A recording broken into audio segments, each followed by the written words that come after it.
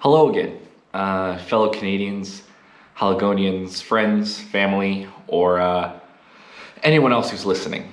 So lately it seems like, the world could not get any stranger, uh, especially in ways that, don't seem like they could ever really make their way to Canada. For my friends in Nova Scotia, the intensity of, the current situation took quite a spike recently, with the rise of a shooter killing 22 people. I'm on the other side of the planet, and the idea of, a shooter in my hometown, it's given me quite a spook. So I can only imagine how others must feel there. Something like this makes COVID-19 feel like, old news, and yet Nova Scotians are now, dealing with double the burden. And, it's certainly a lot for anyone to take, regardless of social or economic status. And it should be remembered that everybody is affected by this one way or another. For those that are directly affected by this, as in lost someone, I can't begin to imagine that feeling. Whichever way you handle grief, positive or negative, healthy or unhealthy, I'm in no position to comment.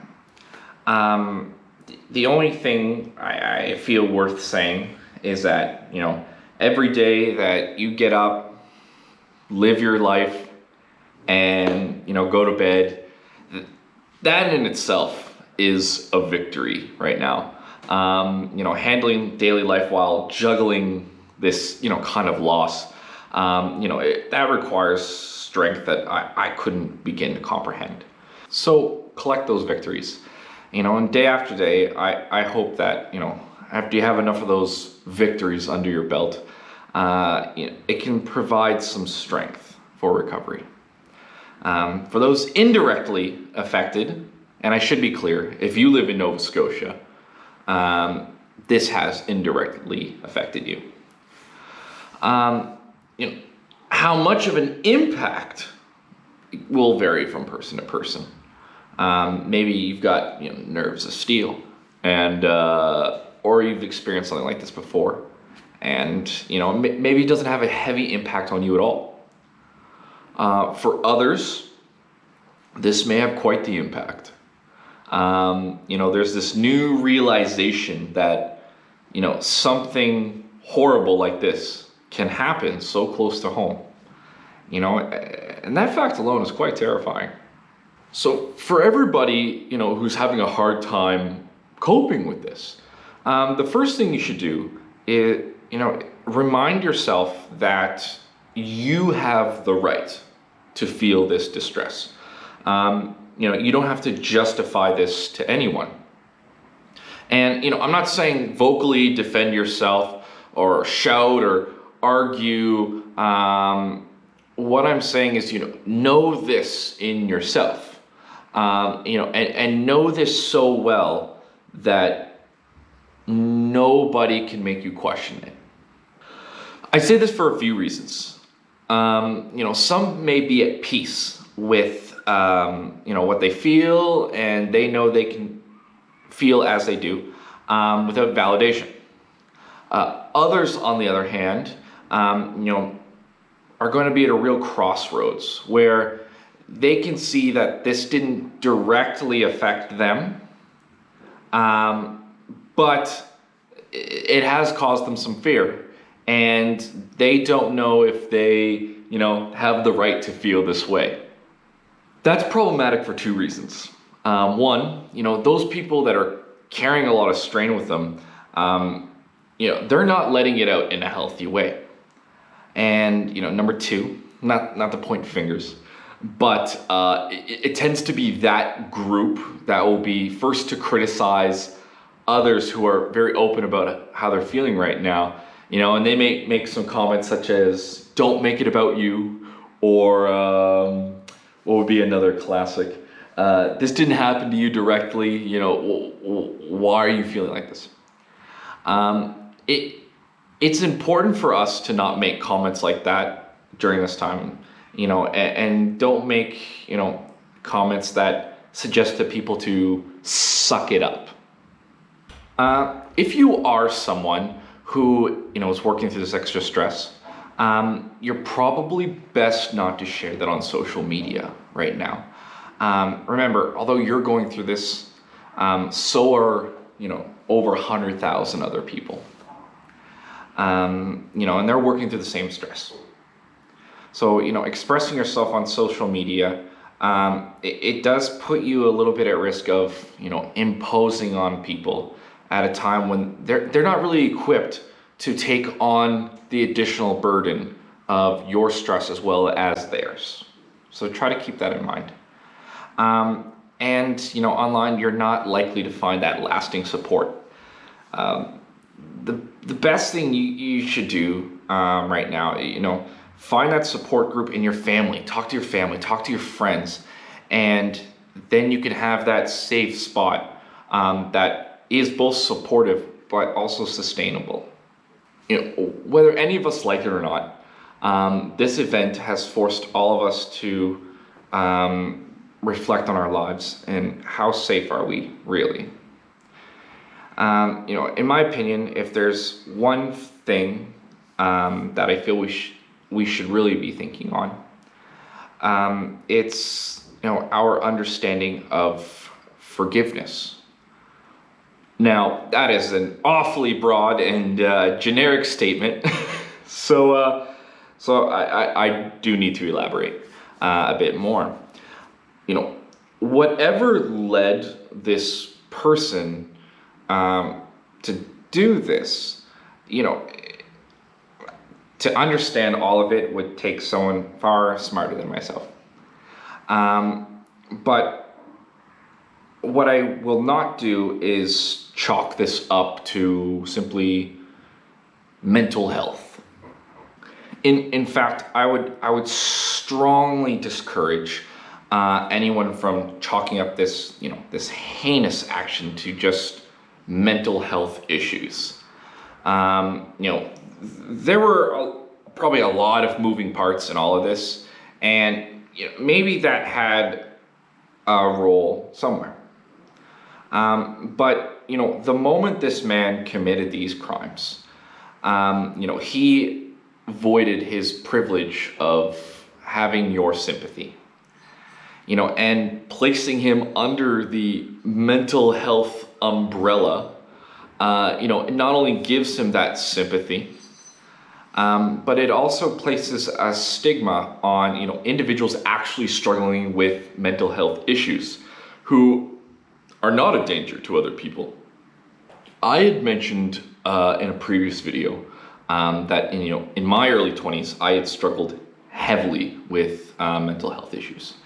And I've managed to pretty much get it under control over the years, but there are things that I still remember quite painfully. The first, it's how difficult it is to actually find resources, especially for those on low income. And the second, more importantly, I clearly remember during that time trying to make each day to feel and appear normal. And that process, whether successful or failure, puts a lot of strain on the body, and to the point it physically hurts. I still remember that, and I know that that's how other people that struggle feel.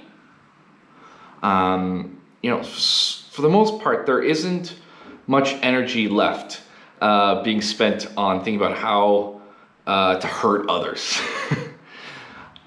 The country has made heavy strides towards seeing mental health as something of real concern and not just calling people a bunch of crazies. With that said, we're not quite there yet in full acceptance. So it is important that we don't make comments that slow that progress down. So where do we pin all this? Is there some way that we can kind of aggregate this all into one topic? Chalking things up to one particular answer normally doesn't give us the full answer, but it does help us cope with things a lot easier. And I'm no exception to that.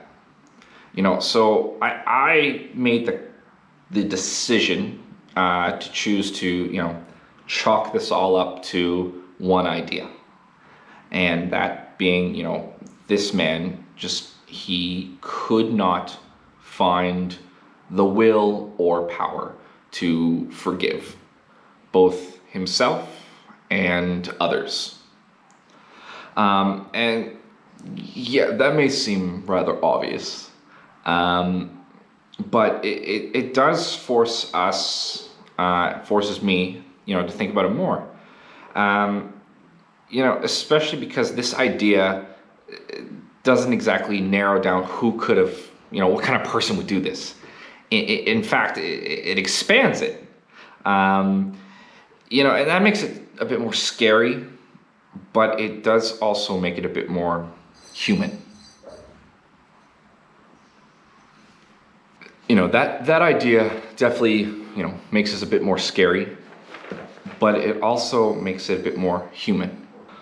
I'm a pretty firm believer in something called Adlerian psychology.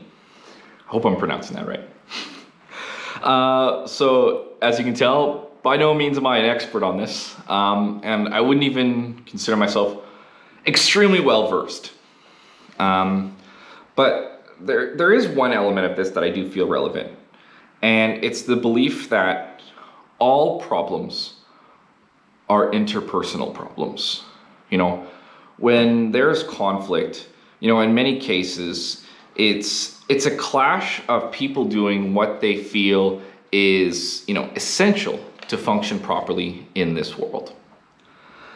And, we all have different definitions of what is or isn't appropriate conduct, and it is inevitable for us to not, affect someone in a negative way, at least once.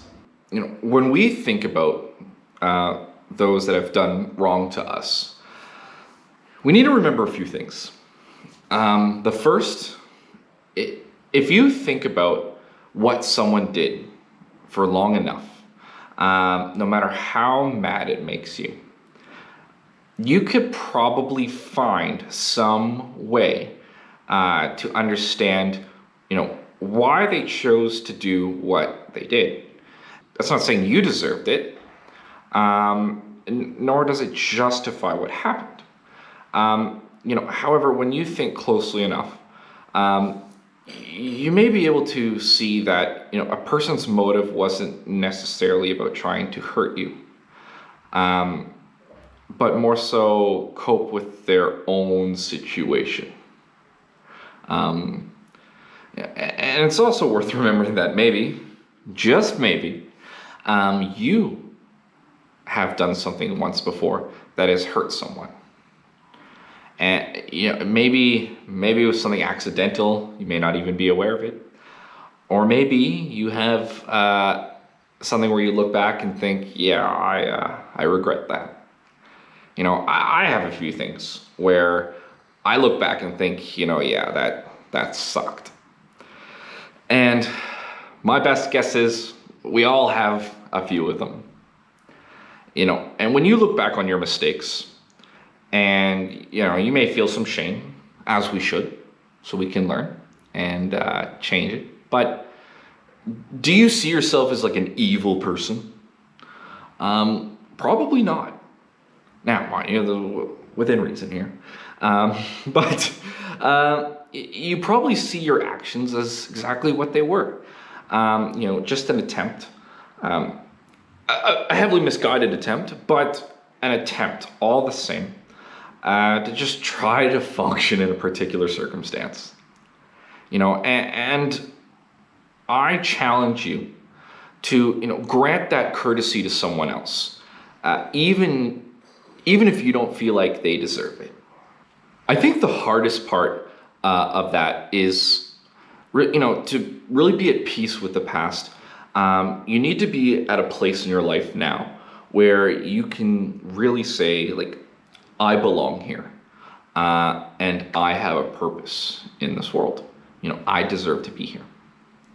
Some of us get lucky and find it right away. Some of us find it after years of searching. And, sadly, there are some of us that never find it. I think the fastest way to find the satisfaction, or at least temporarily, feeling temporarily content, comes from, finding a job that you love, which I can totally understand is way easier said than done. Remember, I live in an area where I'm the only person who speaks English. So, that search can bring us to places that we really don't expect. And it's very hard to prepare for that. And, we can't forget that the coronavirus has, that's still a part of this. The coronavirus has definitely, it's thrown a wrench in a lot of that for all of us. So it is worth us asking now, like, how can we feel fulfilled in this time? I don't want to dive too deep into this, because once we start going down that rabbit hole, we'll be here for quite some time.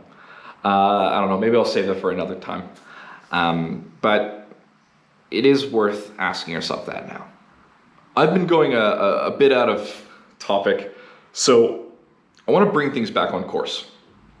In order for you to be able to grant someone that courtesy that they're human too, it's really important that you find a way in your heart to know that you belong in this world, contributing in your way.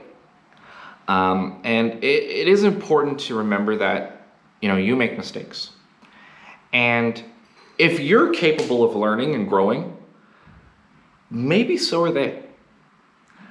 And if they're not, then they are doomed to a very limited life. They may not realize that. They may not feel sad, but they are doomed to a limited life. While, yours can be full of potential. And, life is a lot more exciting when the largest boundary is your own willpower. The man who did this, who killed those people, he failed to reflect on his own life. And, he failed to take that time to forgive whatever it was that had been torturing him for so long. This act, it was horrible. And it's certainly not up for discussion that, this didn't need to happen. And I don't think anyone's arguing that. We can't change what did happen. But we can do a few things. First, we can begin to reflect on, where we can find that ability to forgive others, and ourselves too. In addition, we can also be, a bit more supportive to others who are struggling. Interesting enough, both require the same thing, and that's, having a bit of empathy. If you don't feel like you're receiving this courtesy back, and that might happen, it's gonna hurt, and that's okay, because it is impossible to get along with everyone, and not everyone is in a spot emotionally to begin to reflect yet.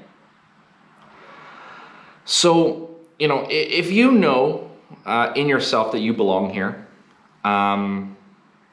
it is easier to not let yourself get hung up on those few people. So think about that. Finally, if you're going to be sharing on social media, think about what you're sharing first. I've mentioned this in a previous video, If it's not helping, it's hurting. And what can you share that can help? Maybe it's just something that can make someone smile or laugh. Or maybe it's an accomplishment of yours during this time. I know, and that was one of the big things here in China during the initial corona outbreak. And that's something that kept all of us going. It was just hilarious videos and seeing what people did with their spare time that kind of brought everyone else's spirits up and it inspired others to be more productive with their time. We are still on quarantine after all, and for you to see those examples or to maybe give someone else a chance to see those examples, at the very least, provides a great distraction. And at the most, can inspire someone to take action as well. When they find purpose, they find peace. What we saw this week is the damage that just one person can do to the people of Nova Scotia. So during this time at home, ask yourself what you can do to begin reversing that damage, and bring that spirit of safety and community back home. In my opinion, forgiveness will be the first step to that. Thank you for your time.